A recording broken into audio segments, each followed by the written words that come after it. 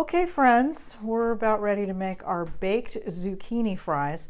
This is such a good recipe for the summer. I don't know if any of you grow zucchini at home, but if you're like most people, you always end up with too many, or they get too big and you don't know what to do with them, and then you end up making zucchini bread and zucchini muffins. And so this is a really good way to use up some extra ones if you have them, or if you just want a new way to make zucchini, or if you have a craving for French fries. This might satisfy them, because what we're going to do is we're going to take our zucchini and cut it into French fry sized pieces, and we're going to coat them and we're going to bake them, and they get nice and crispy and crunchy. So kind of satisfies that craving for French fries, but it's a lot better for you.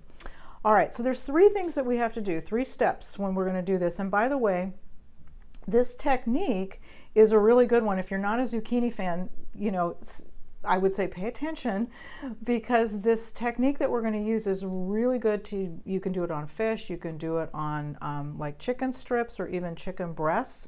It's basically an oven fry method that we're doing, and it's a really good technique to know because you can apply it to so many things. And essentially there's 3 steps. They're really easy. The first one is just coating whatever it is, in this case zucchini, with some flour. Then you dip it into egg, and then you dip it into a breadcrumb coating that we're going to season. So that's it. And as I said, you can apply this to a lot of things, but we're going to do it with zucchini today. To get started, we're going to turn the oven on to 425 degrees, because we want the heat pretty high so that it gets nice and crispy and crunchy.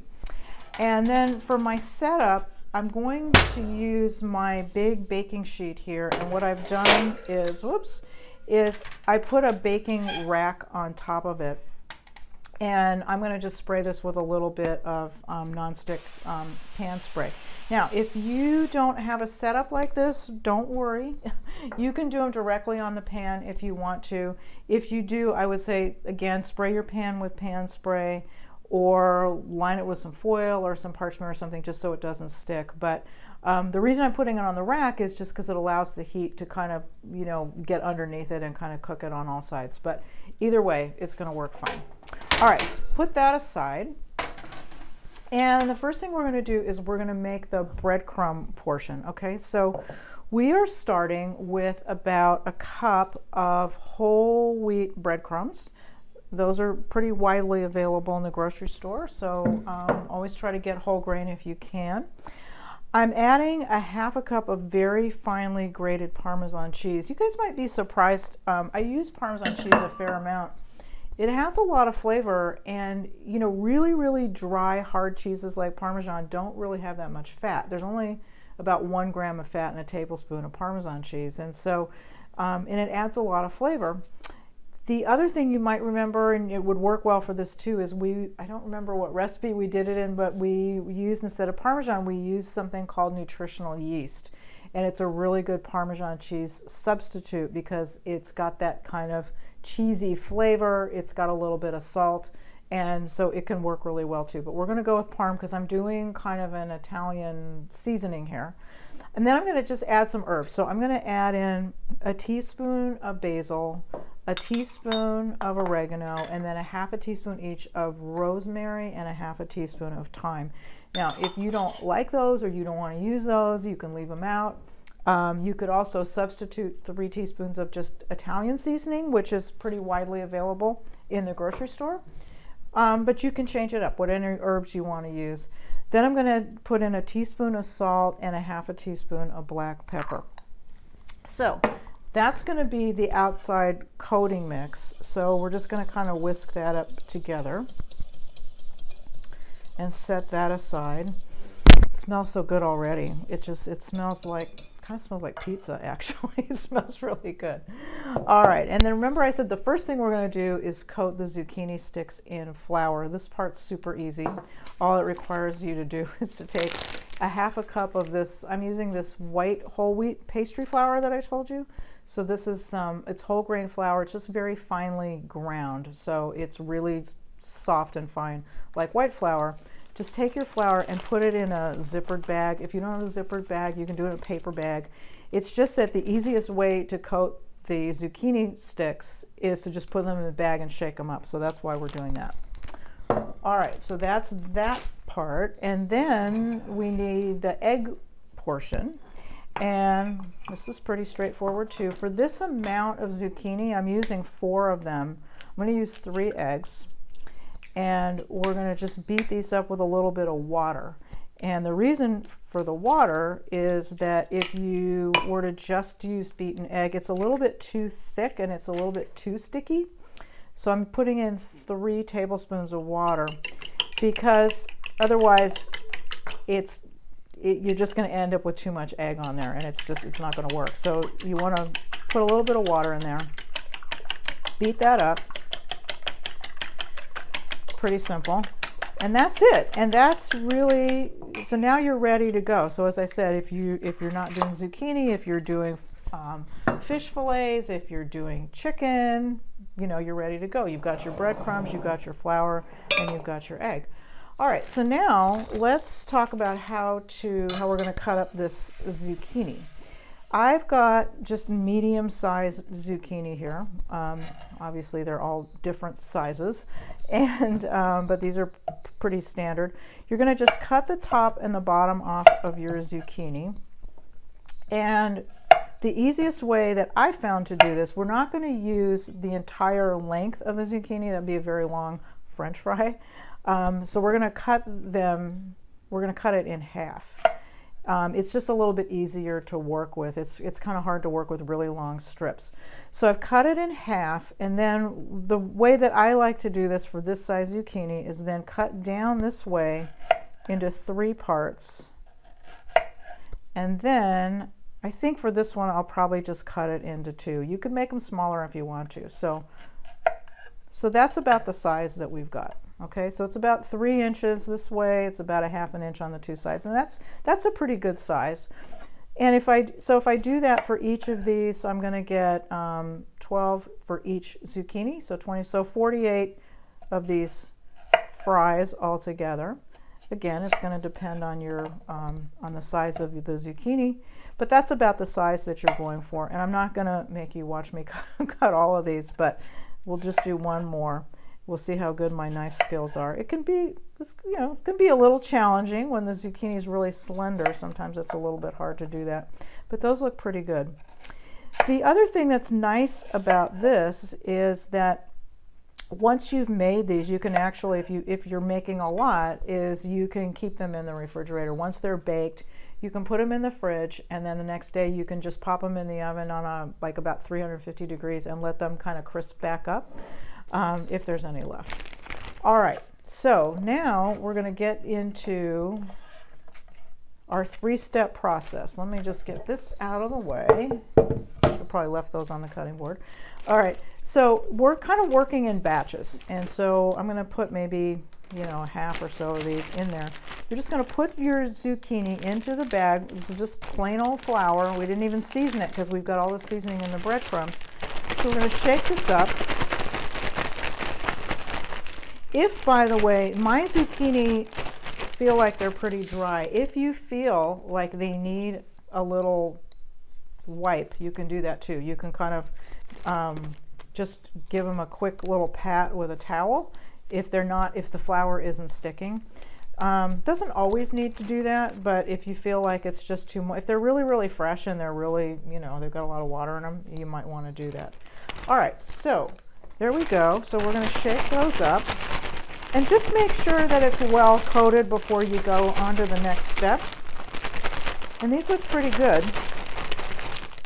All right, and then let's get everything ready over here so you can see what we're doing. Then we are just going to take these one at a time. Yeah, we've got pretty good coating there of flour. And now it's going to go into the egg. This is the messy, fun part. And then it's going to go into the breadcrumbs. And I just do this with my hands. I don't think there's really any easier way to do it. It is going to make a little bit of a mess, but that's okay. This is fun. Another fun recipe to do with kids. Kids love to do this kind of thing, this dunking and so forth. But it just takes a few minutes to do this. And then as I put these on the rack, if you don't have the rack, as I said, you can do these just on your baking sheet. and they'll be just fine. Just be sure, as I said, that you do spray it though, because with the breadcrumbs on there and the cheese and everything, it would have a tendency to stick.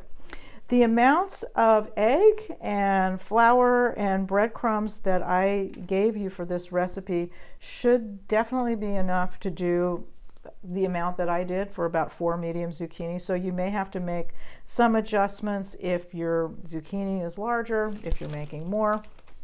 This is always one of those things where it's kind of hard to say, you know, exactly how much of everything you're going to need. I did, by the way, though, measure how much flour we use so that when I went to do the nutritional computation, I could determine how much flour was used, and actually very little. It's we put in a half a cup just so that I could be sure that it was going to be well coated, but in reality, when I was done, I measured it and I only used about 2 tablespoons, which was great.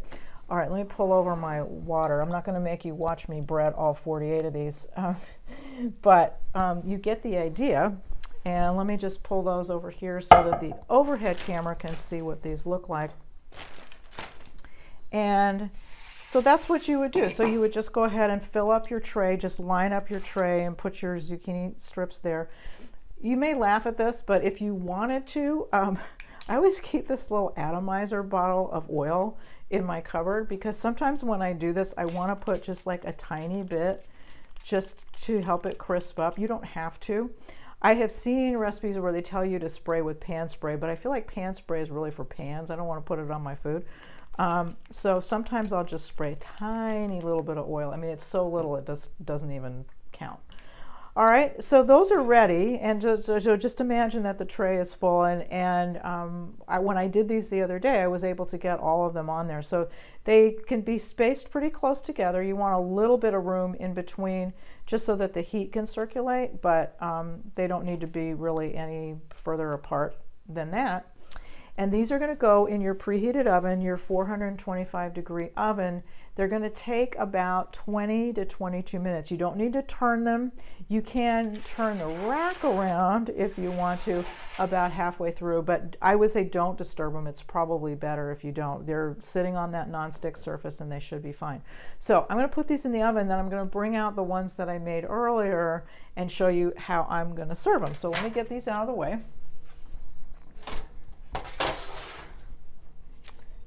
And here are my beautiful zucchini fries. They are beautiful, they are crispy, they are, the aroma is great. I always wish we had, you know, aromatherapy or whatever you would call it here on the camera so that you could smell it. So there's a lot of ways you could do this. If you have ever had in a restaurant, or maybe you've made them at home, I haven't, but you know, you get as an appetizer in some places, you get like these fried sticks of mozzarella, which, you know, it's cheesy and it's bready and it's fried and it's delicious, but it's very, very high in fat. And they're usually served with some really good marinara sauce. So this is a perfect thing for this. So you could use this as an appetizer. But they're crispy, they're crunchy, they're nice and brown, as you can see. If you dip them in the marinara, it's really good. They're crispy. The zucchini is nice and tender, which is also important. You know, you want to be sure that it's cooked all the way through because you don't want it really crispy and raw tasting. And the combination of the Italian seasoning that we use there with the marinara sauce is really, really delicious. So this is one way that you could do it. Or you could just use it as a side dish, just another way to, you know, just to serve a vegetable for a fun change of pace. As I said, if you make a lot and you don't eat all of these at one time, what you can do is just put them in a covered container and put them in the refrigerator. They'll probably keep for 2 or 3 days. And then to reheat them, just you know, put them on a pan. Just again, spray it with pan spray or put a little oil on it so they don't stick. Put them in a 350-degree oven and just reheat them, and they'll crisp right back up again. They're really good. So now you have something fun to do with all of that summer zucchini. And don't go away, because I will be right back. I'm going to tell you about all the nutrition information for our wonderful baked zucchini fries. So don't go away. I'll be right back.